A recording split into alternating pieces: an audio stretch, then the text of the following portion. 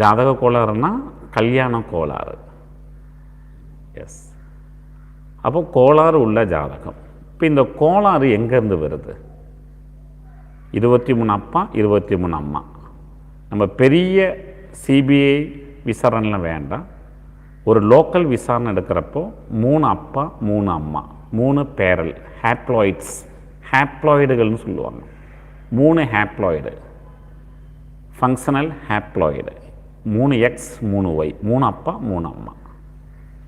இவங்க இல்லற வாழ்க்கை ரொம்ப தெளிவாக பொருளாதாரம் உணர்ந்து பகுத்தறிவுடன் இல்லற வாழ்க்கை ரொம்ப தெளிவாக இருந்தாங்கன்னா உங்கள் ஜாதகத்தில் 7ஆம் இடத்தில் சுக்கிரன் வந்து உட்காருவார், 7ஆம் இடத்தில் புதன் வந்து உட்காருவார், 7ஆம் இடத்தில் குரு வந்து உட்காருவார்.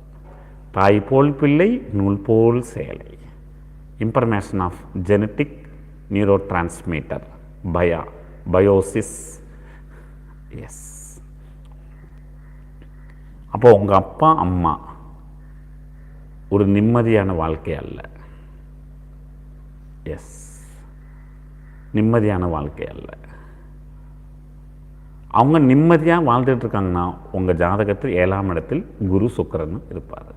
ஏன்னா அவங்க 2 பேரும் உடலுறவு செய்து தான் நீங்கள் பிறந்தீங்க.